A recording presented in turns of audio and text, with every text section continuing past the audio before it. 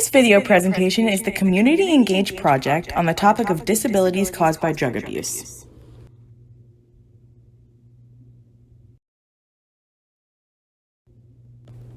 First off, it is important to define addiction since it is the leading cause in this topic.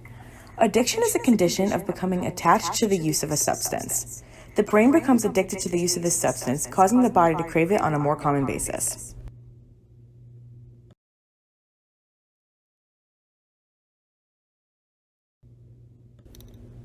One main thing that is asked all the time is what is actually considered an addictive substance.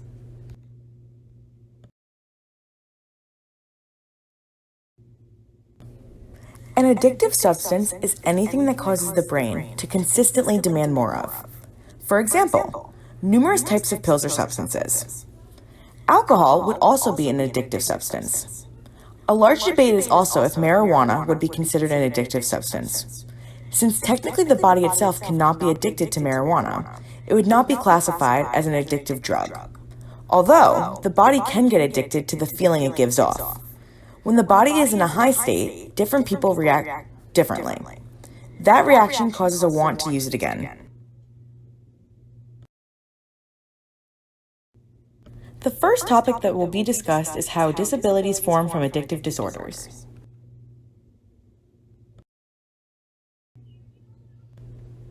Since drugs are a foreign substance that is incredibly dangerous to the human body, effects of drug use can cause severe and long-lasting permanent health consequences.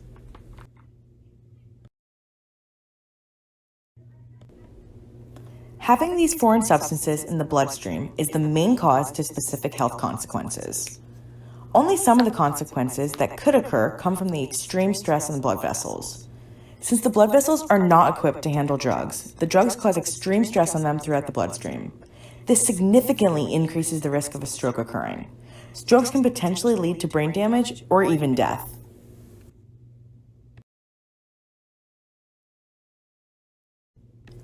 No matter what the substance is, all misused drugs negatively affect the brain. Drugs cause large amounts of dopamine to flood the brain. This causes an overabundance of emotions. Usually, neurotransmitters are regulating extreme amounts of emotion.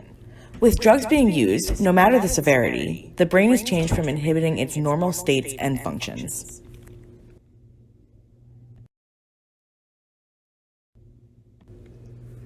By drugs consistently being used, the excess dopamine really begins to affect the brain. Eventually, drugs can actually change how the brain works and interfere with a person's ability to make decisions. Since the person's brain is functioning in a way that makes it difficult to choose between right and wrong, intense cravings and compulsive drug use begin to occur.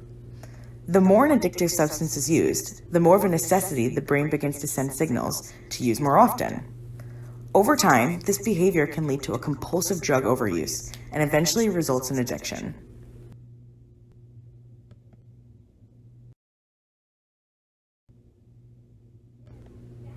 The next topic is on how having a disability develops a risk factor for addictive disorders. In the United States, there proved to be a large correlation between substance use and people with intellectual disabilities. It was statistically proven that 7 to 8 million people in the United States with an intellectual disability suffer from substance use problems. It was also shown in multiple national population surveys that about half of those who have experienced a mental illness throughout their lifetime will also experience a substance use disorder.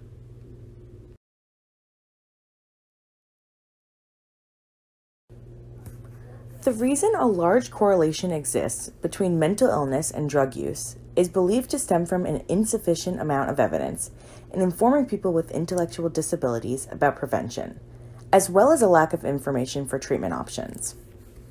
If warnings are not given, of course drug abuse is going to increase since they're just trying to solve an issue to a problem without knowing the warning signs. And without proper treatment to really give emotional support in talking them through overcoming it, problems with substance abuse cannot be resolved.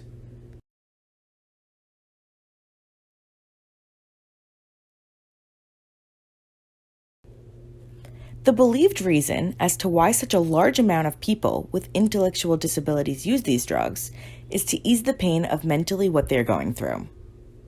People often use overbearing amounts of alcohol or drugs in order to ease symptoms of an undiagnosed mental disorder. This is to cope with difficult emotions or to temporarily change the mood they are feeling.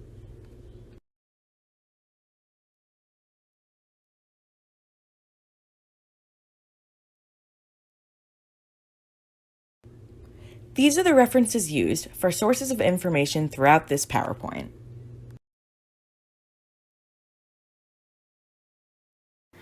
Alcohol, tobacco, and illicit drug use are all major global risk factors for disability and premature loss of life.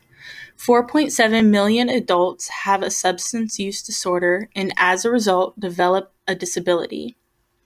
This does not take into account the thousands of children and teenagers who also have a drug addiction and suffer from substance abuse, which causes them to have impaired brain development, which can cause mental disorders such as anxiety and depression.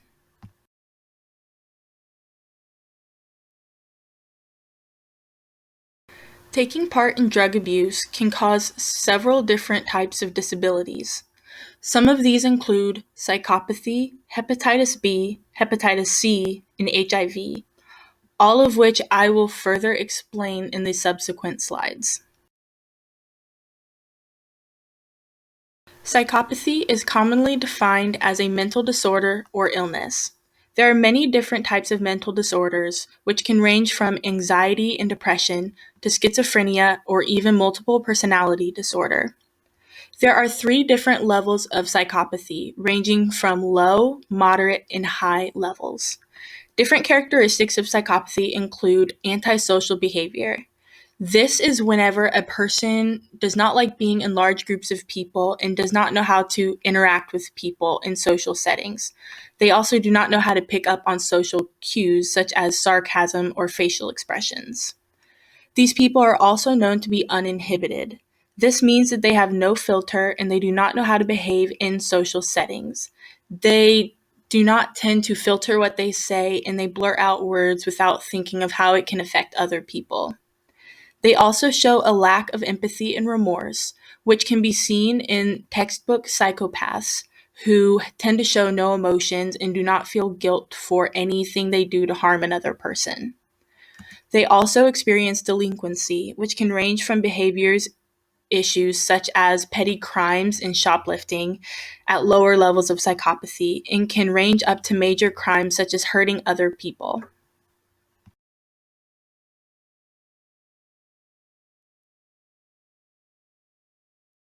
Another disease that is commonly caused by the use of drugs is HCV and HIV. There are 8.2 million people who inject drugs who are HCV antibody positive. This means that there are 8.2 million people who have tested positive for the hepatitis C virus antibody. There are also 2.8 million people who inject drugs who are living with HIV. HIV, also known as human immunodeficiency virus, is commonly contracted by people who use unclean needles when injecting themselves with drugs. It can also be transmitted by any contact with another person's blood.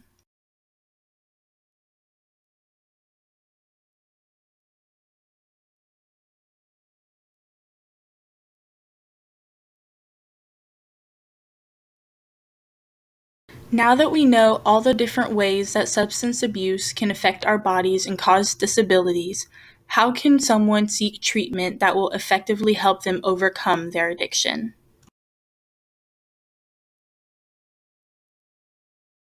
One of the most innovative and newest ways to help overcome addiction is by using the MAP pathway. The MAP pathway, also known as medication-assisted treatment, is an approach that combines behavioral counseling with medication. It is a way that people can develop an individual treatment approach for each patient. As we learned during our visit to Tampa General Hospital, the MAP pathway is highly effective ways for addicts to seek treatment and to help for their disease. The doctors facilitating the pathway use medications to ease the stress on the body during the time an addict is withdrawing from their drug of choice. This puts less pressure on their heart when coming off of their drug and will help to stabilize them as they are recovering. The addicts also get emotional and mental support that they need while on this pathway. They are surrounded by people instead of having to go through this time alone. This also helps them so that they know that they are not alone in this process, and it helps them to want to complete their transition into becoming sober instead of falling back into their drugs. By using the MAP pathway, this also provides a means for the person to have medical attention while coming off of their drug. This ensures that the person does not slip into cardiac arrest while coming off of their drug of choice. Therefore, they have constant medical attention if they need it. Hi, my name is Mumtaz Iqbal, and today I'll be talking about neonatal abstinence syndrome. So, to start off, I'm just going to give a definition of what it is exactly. So, neonatal abstinence syndrome, NAS, is a result of the sudden discontinuation of fetal exposure to substances that were used or abused by the mother during pregnancy. And it's most often caused by the category of drugs known as opioids. So basically, NAS can cause the baby to be born with severe disabilities. It's also very important to understand NAS because opioid drug use is increasing in the US, which means that NAS is increasing as well. Okay, so here I've just included some statistics to give a better idea of how big this issue really is. And as I said before, opioid drug use is increasing in America, so neonatal abstinence syndrome is increasing as well. So you can kind of say that so far they've had a directly proportional relationship, so as one's increasing, the other is increasing as well. And so to continue, the other statistics are that an infant is born with NAS every hour in the US. And also, more than 10,000 babies are born with NAS every year. Now I'll be talking about the short-term effects of NAS and kind of the onset characteristics these babies possess. So, for example, some of them are tremors, irritability, feeding difficulties, gastrointestinal disturbances such as vomiting and loose stools, failure to achieve success and thrive, and they're also small in size, meaning that they're kind of like premature babies. So basically, a normal healthy baby would not have any of these symptoms. Additionally, women who use opioids during pregnancy have an increased rate of undergoing premature birth, stillbirth, and infant death. Okay, so now I'll be looking at the long-term effects of NAS. These can include behavioral problems, developmental problems, cognitive problems, and language delays, among many other things. So, to kind of expand upon this, I read a study that looked at the effects of NAS from birth to 10 years, and it found that children with a history of NAS had significantly higher rates of language delays at 10 years than children without NAS. So basically, kind of in general, children that have NAS, as they grow up, they have a lot of difficulties compared to other children that weren't exposed to NAS. Um, okay, so now I'm going to switch gears and talk about people who have both a disability and an addictive disorder. So I feel that this population needs to be taken under consideration and treatment definitely needs to be modified for them. And according to researcher Eric Lauer, in the US, a substantial population with disabilities using and misusing prescription opioids exists that has not been well characterized. Persons with disabilities experience disparities in reason and source for last opioid misuse. Healthcare and substance abuse prevention, intervention, and treatment providers must collaborate to address the needs of this population. So I personally agree with this conclusion made by Eric Lauer. In general, I feel that disabled people are overlooked, but combined with opioid use, the issue is even more important because I feel that as professionals, we need to be kind of more sensitive to this issue and put more effort into helping people with disabilities and addictive disorders because they're already going through one issue and then they have to go through another issue. So they're kind of, going through two big things. So as professionals, it's important for us to be there for them and give them the support and attention they need but aren't getting. So it's important to understand that when people with disabilities abuse substances, it is a lot more dangerous and problematic. So here I'm just going to give an example of a study that attempted to use a unique approach when dealing with disabled people who had a substance abuse problem. So this study used motivational techniques such as motivational interviewing, which we learned about in class. And the program that was used made participants want to change the behavior because the change is personally valuable or important to them. So this kind of goes along with the concept of motivational interviewing, which is kind of having the other person think about and understand the reasons why they want to change and the reasons why they want to get better. So I think that this was a good method to working with people with disabilities, because people with disabilities, everyone's kind of trying to do things for them instead of letting them do it themselves. They don't really have that much independence. So I feel like this study kind of did give them that independence and the choice to make a decision on their own. And it wasn't putting pressure on them, but instead it allowed them to make their own decision and stick to it, which I feel, for disabled people especially, is a big thing.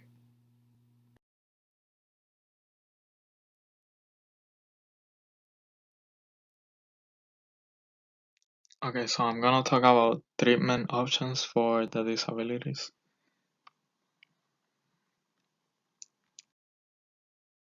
As I mentioned before, many disabilities could arise from the drug use.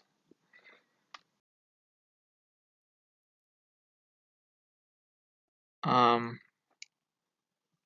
One of the most common disabilities is HIV, AIDS, also known as AIDS.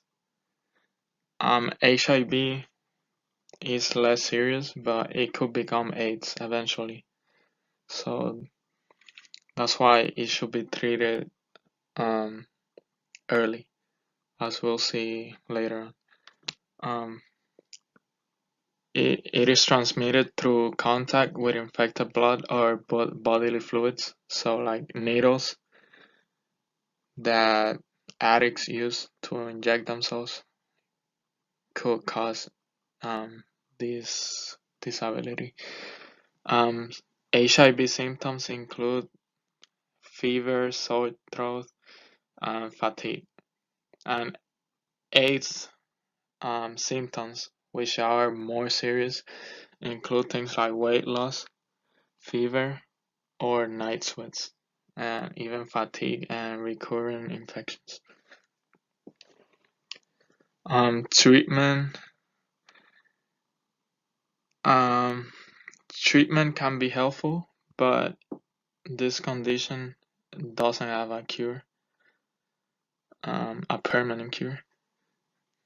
Um, One of the best treatments and most used for this disability is the antiretroviral therapy, also known as the ART. Um, it dramatically slows down the disease progress.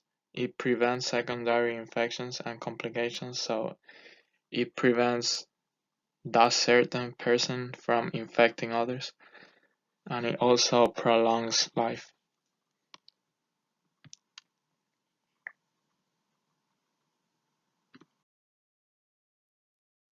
So, what is the ART treatment? Um, it is a treatment that involves taking a combination of HIV medicines every day. So, as we see in the picture,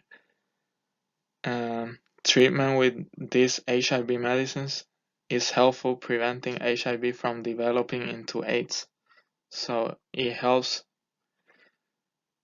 to prevent it from becoming worse, but it doesn't cure it.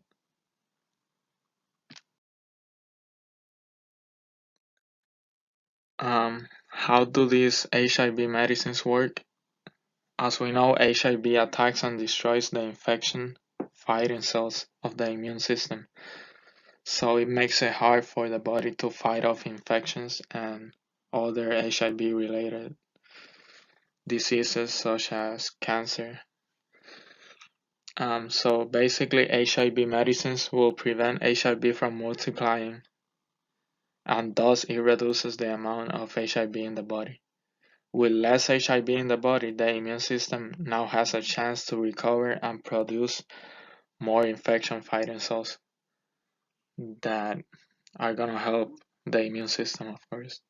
As we see in the picture, the HIV viruses attached to the CD4 cell, which is the infection fighting cell. When should treatment start? As soon as possible. Always, whenever it's diagnosed, you want the treatment to start as soon as possible. Okay, so there are different types of HIV medicines. So the patient will work along a healthcare provider to consider the many factors such as possible side effects in order to choose what the best option for them. So as we can see in the picture, there's 7 total different types of HIV medicines.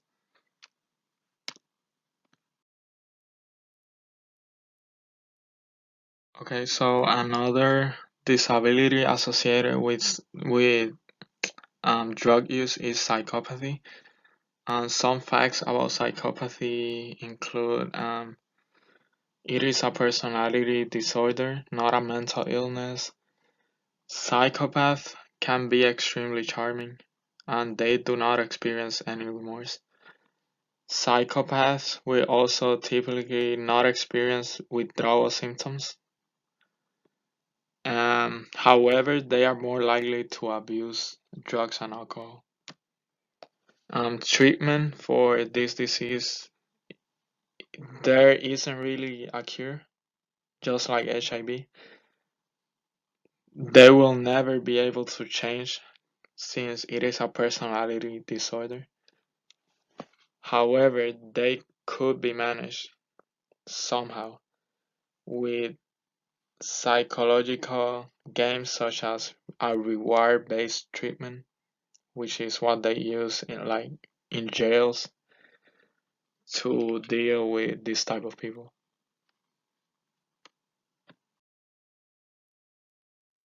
This is just a brain. It shows how this disease is in the brain, is part of the person's personality, so there's no way of changing that.